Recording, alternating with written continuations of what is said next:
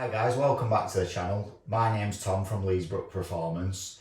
You may have seen our other video where we run down the electronics of the project. Well, the flywheel has finally arrived now, so I thought I'd do a bit of the mechanical rundown.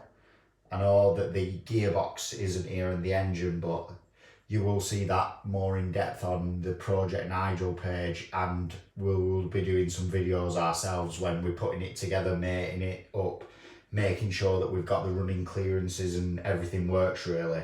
But I just wanted to show you how this is going to work. So what we've got, and you will have seen I had this last time on the channel, but we've got the adapter plate which just changes the thread pattern so that some threads will go through to the K-series engine, and it just allows for the stud pattern on the VW gearbox to connect to the Rover engine. So as you can see, there's some offsets on the stud patterns, and we've got the hole at the top there for the crank sensor.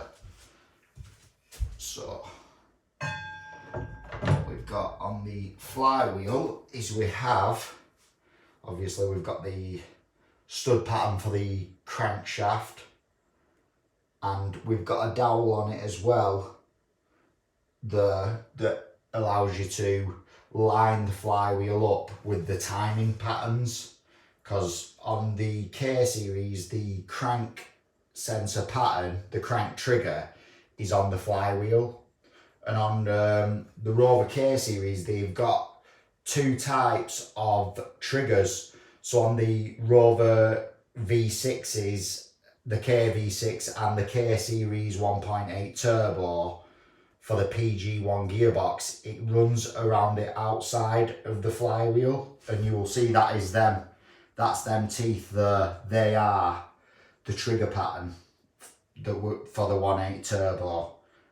But on the other lower, like the 1.6 and the 1.4 naturally aspirated K-series, there's like cutouts around the back of the flywheel, and they read that with a different type of sensor, a 2-pin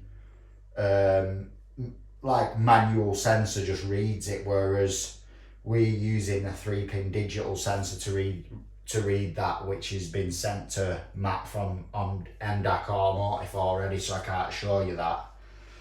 But so this flywheel is about 10 kilograms. It's a bit heavier than I would like.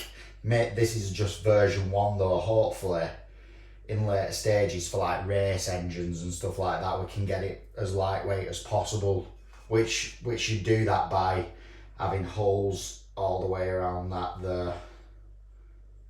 But you can see it's quite a thick flywheel because it's got to connect to the engine, have the trigger on, allow for the adapter plate, and then also allow for the starter motor, which is on the DQ250 gearbox.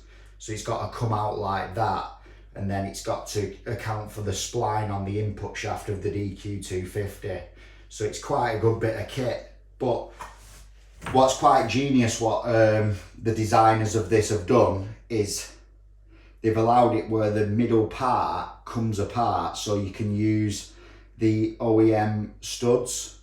So you can literally use the OEM studs, bolt it right through, so you've got a smaller touching face of bolt, so you've not got your bolt going all the way through that, which the stresses will be a lot better. Imagine you had a bolt that's going all the way through that. There's a chance you could be shearing bolts and then you're in very naughty territory. So that is genius. So that comes apart, your bolts go through there, bolts to the engine, torqued up with Loctite, and then you'll Loctite and torque all them ones up, and then your gearbox will just slide onto that, and you've got your splines for your input shaft there. So all in all, that's a genius bit of kit. I know it's a bit heavy, 10 kilograms, but with the engine being so light, we can compensate for that. I'll allow that. So I forgot to say as well, guys, that the crank trigger on the Rover K Series 1.8 turbo is 36-1. So what I mean by the 36-1 crank trigger, guys, is in the circumference of that circle, there should be 36 teeth. But what you have is you have a couple that are missing teeth that equate to the timing. So when you'll inject fuel, when you'll spark, and to retard timing and stuff like that.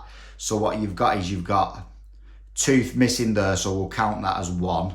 So then you've got 2, 3, count the missing one again as 4, 5, 6, 7, 8, 9, 10, 11, 12, 13, 14, 15, 16, 17, 18, missing one again, so that'll be 19, 20, 21, 22, missing one again, 23, 24, 25, 26, 27, 28, 29, 30, 31, 32, 33, 34, 35, 36.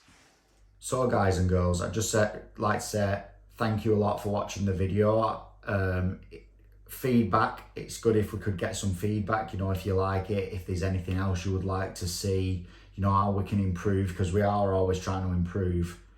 So yeah, thanks a lot for watching our videos, and thank you if you have already subscribed to our Instagram page. We've made an Instagram page, you know, just document any stuff that arrives or anything we've missed on the videos, or just to basically connect and communicate with you guys. So if you would like to follow us, it's Leesbrook_performance. And if you already do have subscribed to us, thank you, and just keep commenting, liking. It gets us out there, you know. We are trying to show everyone, really. It is good for everyone to know how to do this process, you know, if they would like to do it as well. You know, I'm not afraid of people messaging, you know, asking how they could do it, because it's not just for me, it's for everyone to be able to do this. You know, it's good to take old cars and modernize them, and that's what we're trying to do, really. So yeah, thanks a lot for watching, guys, and I'll see you on the next one.